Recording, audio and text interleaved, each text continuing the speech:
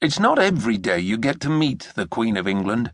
It's even rarer when a human who rules a country gets a visit from someone in Avalon, and the human ruler is happy to see us.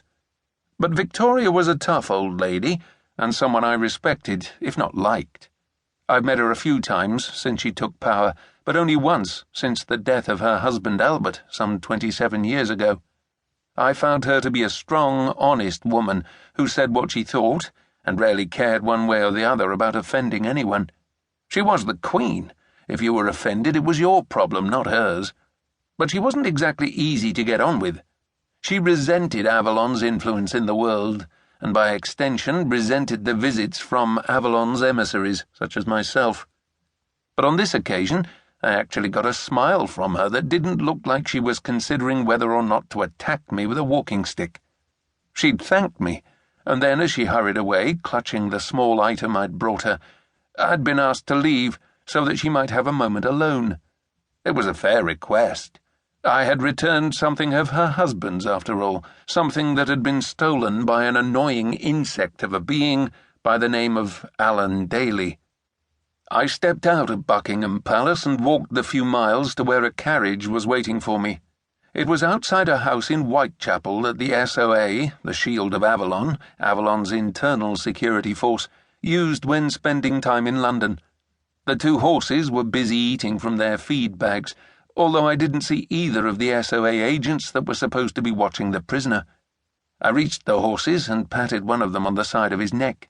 He flicked his ears in response, but was clearly more interested in his food than in me, so I left him be and checked the coach, but found it empty.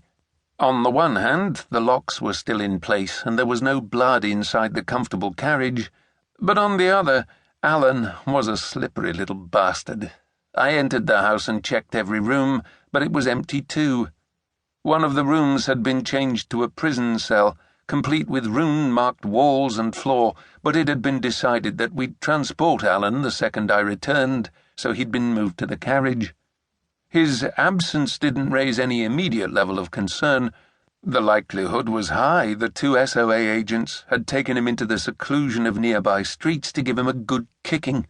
They'd wanted to do it all day, and with Alan's almost continual taunts about their wives, sisters, girlfriends, and, in one particularly rage-inducing speech, their mothers, I figured he'd probably brought in on himself.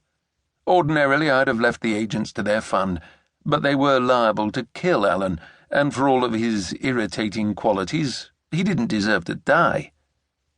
I made my way back outside and walked off into the nearby gloomy streets in the hope that, just maybe, I'd find them before one of the many criminals in the city decided to find me. Whitechapel, like a fair amount of East London, was riddled with crime and death, and large numbers of people doing incredibly unsavoury things, a lot of whom lived in squalor. I'd questioned why they'd put a safe house in the middle of the area, but had been informed that it was the safest place to put anything. No one asked questions in Whitechapel, probably because they were afraid of the answers. Even during the recent spate of horrific murders a few months earlier, no one had come forward to say they'd seen anything, and no one ever would.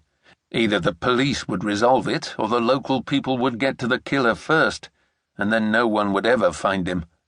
Those living in the East End of London trusted your average copper probably less than they did your average criminal, and people taking the law into their own hands was fairly common. I had a pretty good idea where the SOA agents would have taken Alan. There was a small park down an alley a few hundred metres from the safe house.